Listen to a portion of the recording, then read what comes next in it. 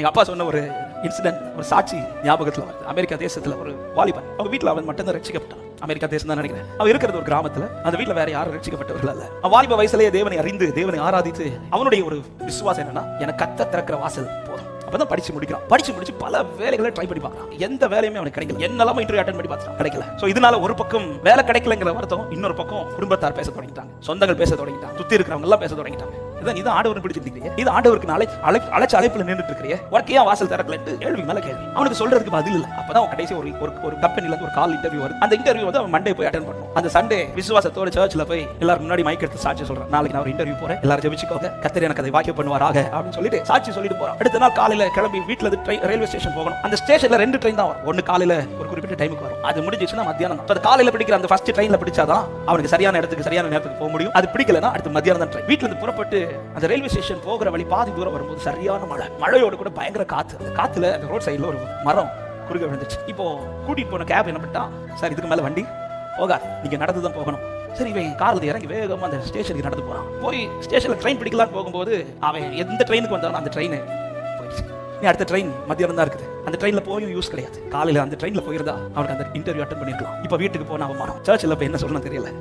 ஏற்கனவே எல்லாரும் என்ன பரியாசம் பண்ணி தான் அனுப்பியிருக்கலாம். இதெல்லாம் அவன் தளரல. அவன் என்ன பண்ண, சரி மத்தியானம் ட்ரெயின்ல போலாம் சொல்லிட்டு அங்க அந்த பெஞ்ச் எல்லாம் போட்டுருப்பாங்கல்ல, அந்த பெஞ்சில் போய் உட்கார்ந்துருக்கான். உட்கார்ந்து ஜெபிச்சுட்டே இருக்கலாம். ஆண்டவரே உங்களை தானப்பா நம்பி இருக்கிறேன், ஆண்டவரே உங்களை விட்டு நான் போவேன், நீங்க எனக்கு திறந்தா போதும், நீங்க எனக்கு திறந்தா போதும். ஜெபிச்சுட்டு இருக்கும்போது ஒருத்தர் வரார். அவர் வந்து, என்னப்பா ட்ரெயின் மிஸ் பண்ணிட்டியா? ஆமா. சரி நானும் ட்ரெயின் மிஸ் பண்ணிட்டேன் சொல்லி அவர் கூட வந்து பேசி கொடுக்குறாரு. பேசி பேசி பேசி பேசி பேசி இவன் ஆண்டவரை பத்தி பேச தொடங்கிட்டான்.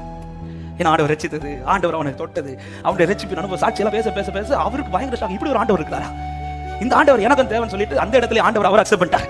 அவர் அக்செப்ட் பண்ணி எனக்காக ஜெபிப்பியான்னு சொன்னா அவன் வந்து அந்த நபருக்காக ஜெபிச்சுட்டு இவங்க பேசி பேசி பேசி அந்த குறிப்பிட்ட நேரத்தில் அடுத்த ட்ரெயின் வருது. அந்த ட்ரெயின் வந்த உடனே 2 பேரும் ஏறுறாங்க.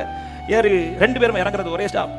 அப்போ அந்த இடத்துல இறங்கிட்டு அவர் போகிறது போது அவனை கூப்பிட்டு, ஏ உன் பேரை நான் கேட்க மறந்துட்டேன், உன் பேரை நீ எங்கே போற அப்படின்னு கேட்டோன்னே அவன் சொல்ல, அவன் பேரை சொல்லிட்டு, எனக்கு ஒரு கம்பெனிக்கு இன்டர்வியூக்கு போறேன், காலையில் போயிருக்க வேண்டியது, இப்போ அந்த இன்டர்வியூ எல்லாம் முடிஞ்சிருக்கும், இனி நான் எப்படி போய் பேச போறேன் தெரியல. இப்படி சொன்னதும், எந்த கம்பெனி சொன்ன, அந்த குறிப்பிட்ட நேம் சொன்ன, ஐயா அந்த கம்பெனி மேனேஜரே நான் தான். நான் நினைச்சேன், ஐயோ நான் ஒருத்தர் இன்டர்வியூ வர சொன்னேனே, அவன் ஃபர்ஸ்ட் ட்ரெயின்ல வந்திருப்பானே, அவன் எனக்கு வேண்டி வெயிட் பண்ணிட்டு இருப்பானே, ஐயோ அவன் இவ்வளவு நேரம் வெயிட் பண்ணி வச்சுட்டேனே நான் ஃபீல் பண்ணி வந்துட்டு இருக்கேன். கடைசியில் அந்த பர்சனே நீதான்பா. உனக்கு இனி இன்டர்வியூலாம் தேவை கிடையாது, உனக்கு டைரக்டா பொசிஷன். ஆலையில் என் தேவன் திறக்கிற அனுகூலமான வாசல். எங்க எந்த சூழ்நிலைக்கும் யாருக்கு முன்பாகவும் எதற்காகவும் தேவனால் அழைக்கப்பட்ட ஒரு தேவ பிள்ளை அழைப்பை விட்டு நீங்கிறாதீங்க.